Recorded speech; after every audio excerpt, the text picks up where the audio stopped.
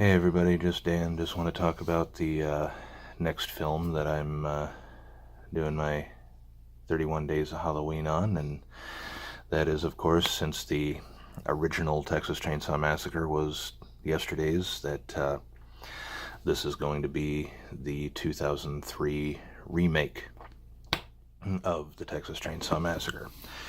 Now,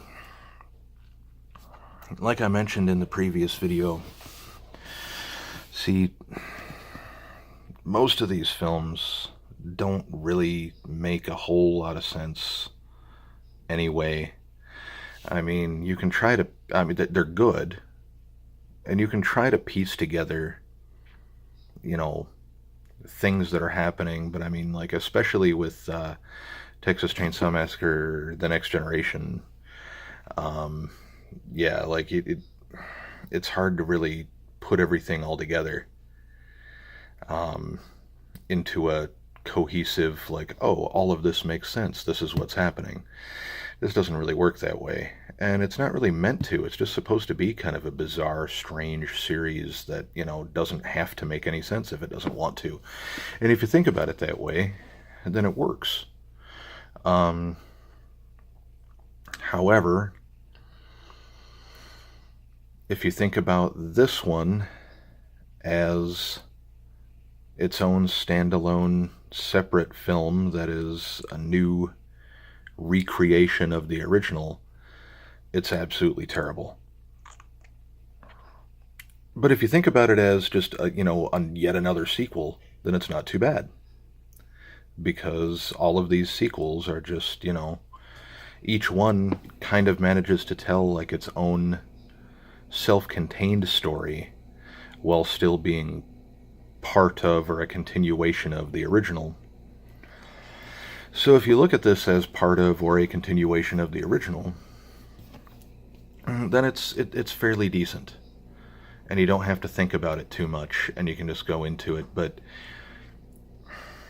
if you look at it as an actual remake of the original film is so good, and this one is just awful. I mean, they attempted to just repeat the same beats over and over and over again with this one that they did with the original, and they even failed at that. I mean, the hitchhiker that they pick up, instead of being, some lunatic guy, is this girl, and she ends up blowing her brains out, so she's not even a member of it was the Sawyer family, I believe, in the originals, and now it's the Hewitts, I guess. You'll have to forgive me, but I realized after choosing these two as the next films that I was going to do that I don't own this one. I didn't bother buying it because I didn't like it. So I'm just kind of going off of memory here from, about 15 years ago, 16 years ago, when I had first seen it, the only time that I had seen it. So I will say I remember it being cool that R. Lee Ermey played the sheriff in this film, the late great R. Lee Ermey. He's always good in a film. He's good for a laugh if nothing else. And he played the sheriff, and the sheriff was also a member of the Hewitt family. So he was like the dad. I guess Leatherface's dad. I don't know. But yeah, he's in it, and he does a decent job. I mean, he's probably the better one out of the entire group. And this film, for a remake, it really kind of delves a whole lot more into like the house of the psychotic family and everything, and just like, I mean, they're in the house for a good majority of the film. But of course, I remember it all started off just with kids trying to go down to Mexico to buy pot. Go figure. It's a remake that took place in, you know, that, well, that took place, it took place in 73, but it, you know, just, it was made in the 2000s, so, you know, everything has to have pot in it now to appease the kids, you know, because apparently that's, you know, just the be all end all of everything that kids like now is pot. Ooh, yeah. But oh, so stupid. Um, but anyway, so um,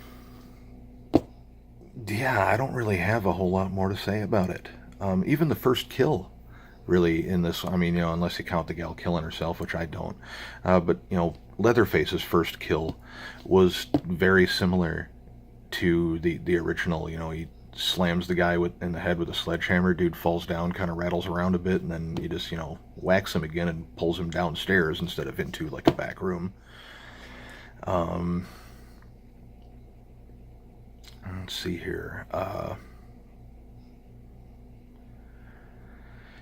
I will say it was kind of cool. Like, you know, the first guy that he kills, he makes a new mask out of his face.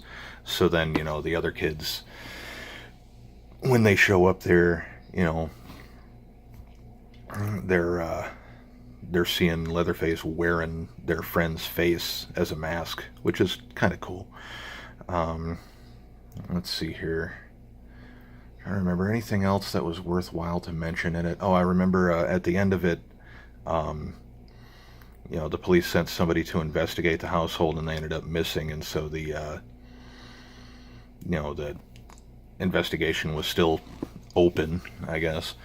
Um, Now this one was followed by a prequel, I guess, to this one called Texas Chainsaw Massacre: The Beginning. Um, and that one I actually never bothered to watch, so I can't tell you for sure. But I'm guessing, much like this one, that if you just consider it, you know, another sequel and not, you know, something that, you know, is taking place before all of this, and it's probably wouldn't be too bad. Um, as far as I'm concerned, the only real prequel is the most recent one, Leatherface, which is supposed to be an actual, you know, considered like a prequel of the original 1974 film. But of course, I haven't actually seen that one yet, so if anybody has seen it, drop a comment, let me know what you thought about it, and I'll probably check it out eventually. But I don't know, just with as bad as this one was, I haven't watched any more that came out after it. So I don't know. But anyway, that's all I got for you for this one. We're going to go on to our next film, where we're going to explore the original and then the you know, remake that came out years later tomorrow. For now, I'm going to say that I definitely, out of the original and the remake of Texas Chainsaw Massacre, I have to give it to the original. But tomorrow, we'll be going over... I'm not going to tell you exactly what it is. I'll just give you a hint. It has a lot to do with evil, and it has a lot to do with dead. So, I'll just leave it at that. All right. Take it easy, guys.